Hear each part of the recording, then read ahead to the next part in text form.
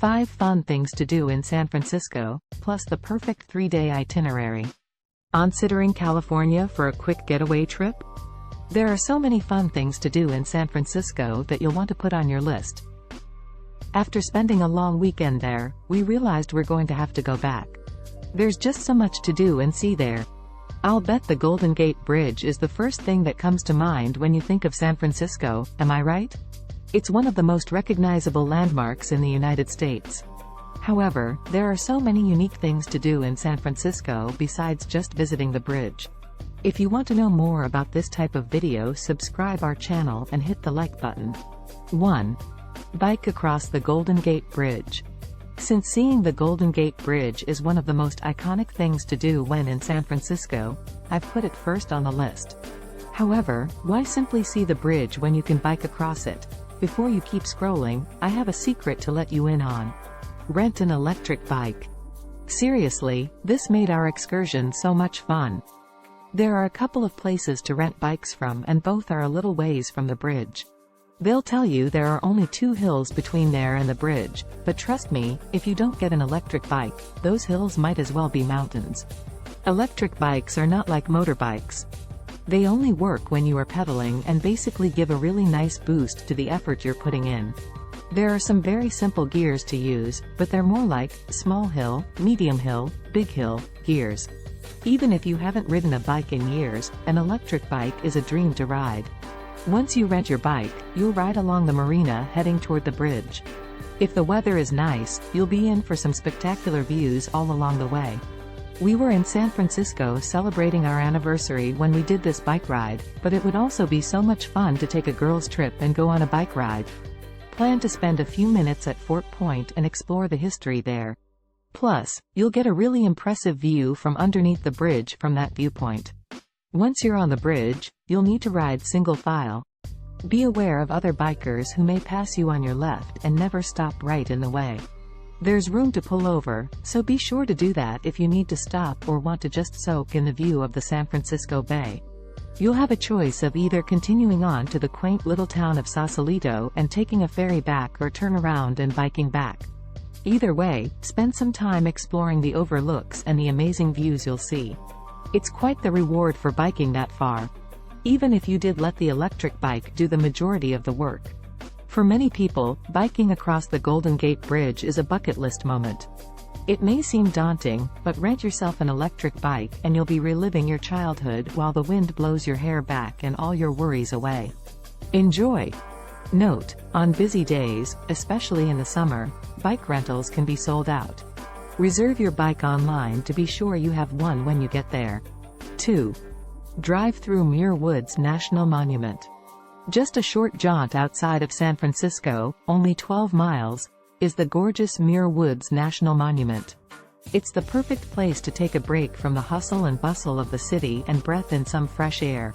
The 554-acre park is filled with California's famous towering redwood trees. The largest one is 258 feet tall, which is equivalent to 45, 6-feet tables stacked end to end. The average age of these trees is 600 to 800 years old.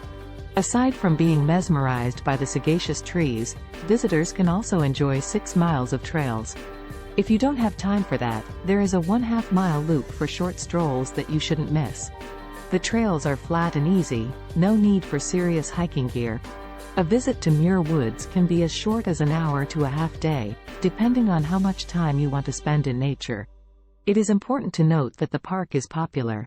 Parking reservations are required ahead of time because the lot is small. Many people visit on tours to avoid parking issues. Dogs are not allowed in the park.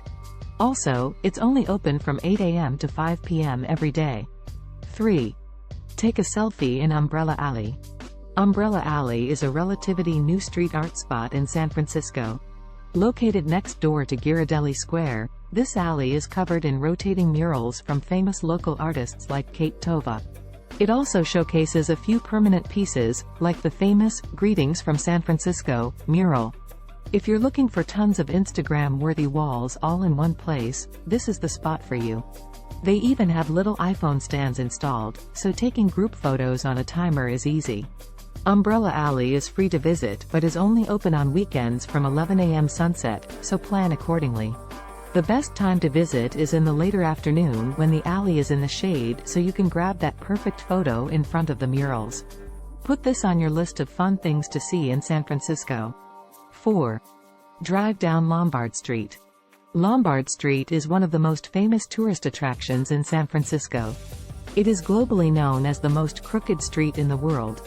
Lombard Street is in the upscale Russian Hill neighborhood, one of the best areas to stay in San Francisco. Russian Hill has some of the most beautiful and most expensive buildings with gorgeous views of the Bay Area and San Francisco. However, Russian Hill features some of the steepest streets in San Francisco City. Lombard Street is one of the steepest streets of Russian Hill, in addition to being one of the most twisted street in the world. Driving down the steep and crooked Lombard Street is one of the best things to do in San Francisco. Lombard Street goes down the hill from Hyde Street to Leavenworth Street. The road has 8 sharp turns. So, driving down the street goes slowly, merely 5 miles per hour. But, while someone else drives, you can take photos and videos of the quirky road with lovely buildings, stunning gardens, and amazing views of San Francisco.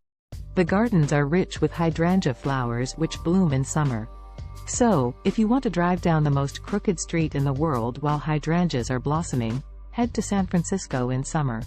You can drive your car, but you can also rent a yellow 2-seater go-car in San Francisco to drive down the most crooked street in the world. There's no fee for driving down the street, but you can expect crowds there. After all, Lombard Street is a top tourist attraction in San Francisco. 5. Scenic 49-mile drive in San Francisco. This scenic drive has actually been part of San Francisco for decades, yet it's one of the city's best-kept secrets. This route is a giant loop that covers almost all major San Francisco attractions and landmarks, making it a wonderful thing to do while visiting. The scenic drive originated in 1938 by the San Francisco Downtown Association for the Golden Gate International Exposition. The project garnered a high level of popularity, and so it expanded to become a marketing campaign, aiming to boost tourism. The route officially covers 37 spots, including many city classics like the Golden Gate Park, Golden Gate Bridge, Powell Cable Car Station, Painted Ladies, Coit Tower, Lombard Crooked Street, and Alcatraz. One of the reasons tourists are not aware of this drive is that there are no longer any signs on the streets. The Seagull Blue and White Road sign was the winner of a design competition held by the Downtown Association in 1955. Collectors often stole the signs, and the city took a long time to replace them.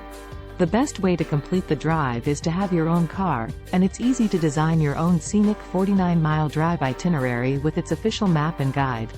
With that said, tourists are welcome to explore these attractions at their own pace by car, bike, or any public transportation. They can also decide whether to complete the route or not, but it's a great reference guide to get to know San Francisco, especially for first-timers. Also, San Fran has no shortage of yummy food. Make it a point to try something different each day. San Francisco Itinerary, Day 1. Ride a cable car to the Ferry Building. Tour the Ferry Building, explore the farmers market on weekends. Visit Alcatraz. See the San Francisco Maritime National Historical Park. Enjoy the sunset at Crissy Field. San Francisco Itinerary, Day 2. Bike across the Golden Gate Bridge. Spend time at Fisherman's Wharf. Take selfies at Umbrella Alley. Visit Ghirardelli Square and indulge in an ice cream sundae. Stroll down to the beach at Aquatic Cove and enjoy the sunset. Admire the Palace of the Arts after dark. San Francisco Itinerary, Day 3. Rent a go-car and drive down Lombard Street. Go see the Painted Ladies of San Francisco. Enjoy a picnic at the Alamo Square Park. Spend a few hours exploring Chinatown.